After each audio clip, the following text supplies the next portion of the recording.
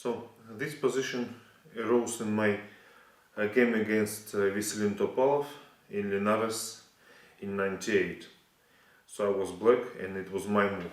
Topalov's last move was h3, h4. Well, as we can see, black is 2 pawns up, but it's not so easy to win it because of opposite colored bishops. And of course I started looking for the way to win. Well, the most natural thing is of course to bring king to the center. So I thought king e6, king g1, bishop b1, king f2, king f5, king e3. So this was the position I started calculating. And then I saw, okay, I did not get with my king to the center yet. And I cannot win the third pawn so easily. I can, for example, play king g4, bishop f6, king g3. I will win this pawn on g2, but still I would be only 2 pawns up. And I could not be 100% sure whether it would be enough for a win. So I looked for various ways, but did not find a clear way to win. Then I thought about playing bishop e4. So white cannot, after king f2, king f5, white cannot play king e3 because he loses the pawn on g2. But I saw that he plays g3 and my bishop blocked this square on e4. And okay, I was looking at some other possibilities, but could not find anything clear, but somehow the feeling was that somehow the position should be won. And then okay, I suddenly remembered that old game against Ulf Andersson, which I lost. And first I thought, just as a joke, that in order to play the same idea, this time it would be bishop h3. Oh, I thought about this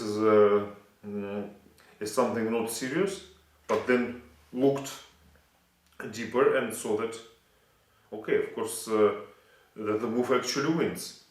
Because white has to spend this tempo and allow my king to the center. Because if on e4 the bishop was blocking the square for the king after g3, on h3 it doesn't block it. So after king f2, king f5, white cannot play king e3 because of bishop takes g2. So okay, then so this was the way the idea occurred to me.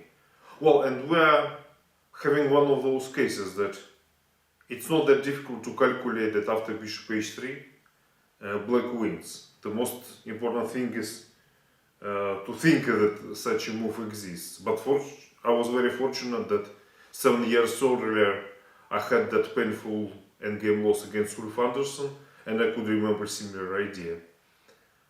Okay, so now we just can see the end of my game against Topalov. G takes h3, king f5, king f2, king e4.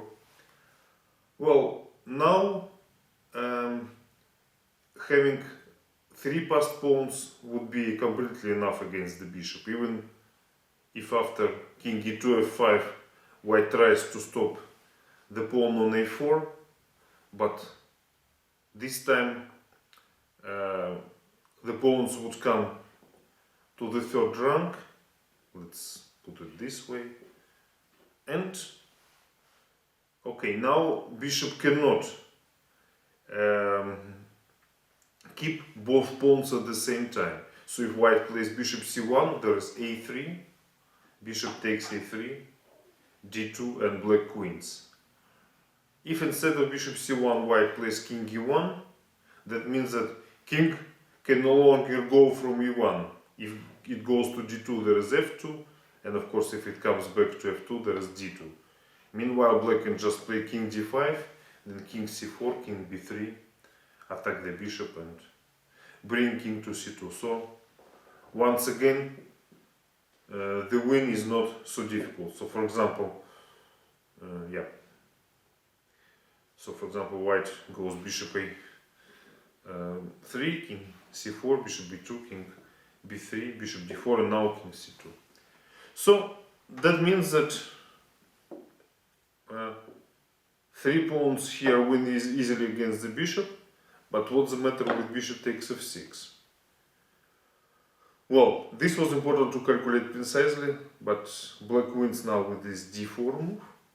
Now black wants to queen with a3, a2, a1, so bishop e7 is the only answer, and now king d3. So I want to get with my king to c2. For example, let's say, I don't know, bishop a3, king c2, king e1, d3, bishop b4, and now a3. So once again, bishop cannot keep both pawns. So a3, bishop takes a3, d2, and king f2, d1, queen, and of course black is winning. So this king c2 is a threat, and white is still trying to stop it with bishop c5. Now the important thing is to play king c4. King c3 would already miss the win, because white would go king e2, d3 check, king d1. But after king c4, bishop has to go, it went to e7, king b3, and now there is no way to stop d3 and king c2 plan, and we already know that white king and bishop cannot keep both pawns. So here Topalov resigned. Well, I don't know why this move bishop h3 was in this position. So I don't know why this move bishop h3 was called the most amazing move of all time. I think after the existence of my game against Ulf Andersson, where Andersson sacrificed the bishop in a similar manner, it was not that difficult to find. But still, of course, I am very happy that I got an opportunity to find this move and I found it. So, okay, this is one of my most memorable endgame stories. Now I would like to come again to the middle game themes like attacking the king and tactics.